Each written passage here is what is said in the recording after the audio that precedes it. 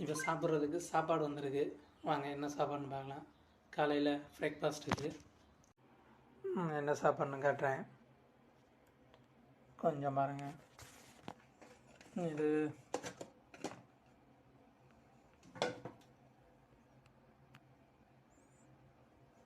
என்னது பயரா?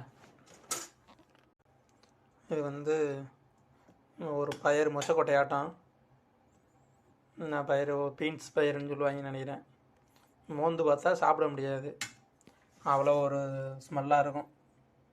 நல்ல ஸ்மெல்லு கிடையாது, கேவலமான ஸ்மெல்லு. இங்கே பாருங்கள்,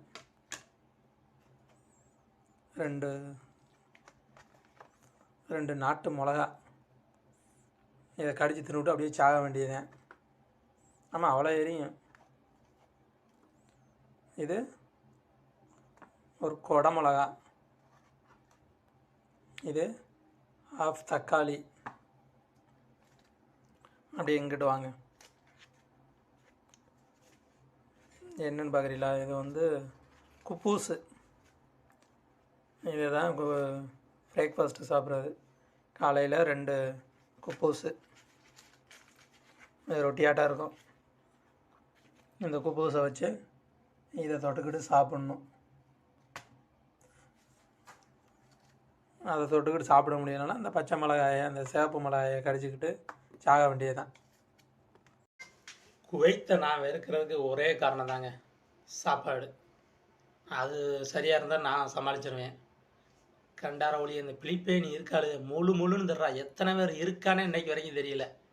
அவள் செய்கிற சாப்பாட்டை மனுஷன் வாயில் வைக்க முடியலை. பார்த்தியல்ல, அந்த பச்சை மிளகாயை எடுத்து கொடுக்குறாளுங்க. அதை தின்னு விட்டு எப்படி வளர்றது? அதை தின்னா பற்றிக்கிட்டு எரியும் வயிறெல்லாம். அதுவும் நல்ல நாட்டு மிளகா, நல்ல சிவப்பு மிளகா, உள்ள நல்ல விதையாக இருக்குது. வச்சோம்னா வயிறில் அப்படியே விதையாக எரிங்க. நல்லா கண்ணன்னு இருக்கும். ஒரு காலத்தில் என் பொண்டாட்டி சமைஞ்சு வச்சானா சாப்பாடு, அவளுக்கு சாப்பாடு இல்லாமல் இருக்கிறப்பறம் நான் தின்னு விட்டு உனக்கு ஒரு கிளாஸ் போட்டு அரிசி போட்டு வடிச்சுக்கடி அப்படின்ட்டு போவேன். அப்படியெல்லாம் அவளை கொடுமை பண்ணேன்.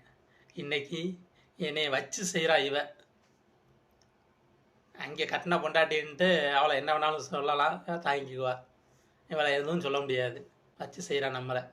என்ன பண்ணுறது? வினை விதைத்தவன் வினை அறுப்பாங்கிறது இப்போ தான் நான் நல்லா அறுக்கிறேன். ஆமாம், அப்போ செஞ்சதுக்கு இப்போ கிடைக்கிது. எங்கள் அம்மா சாம்பார் வச்சா தூக்கி எறியுவேன். இப்போ இவ என்ன வச்சாலும் தூக்கி எறிய முடியாது. ஏன்னா இவ பொண்டாட்டியும் கிடையாது, பெற்ற தாயும் கிடையாது.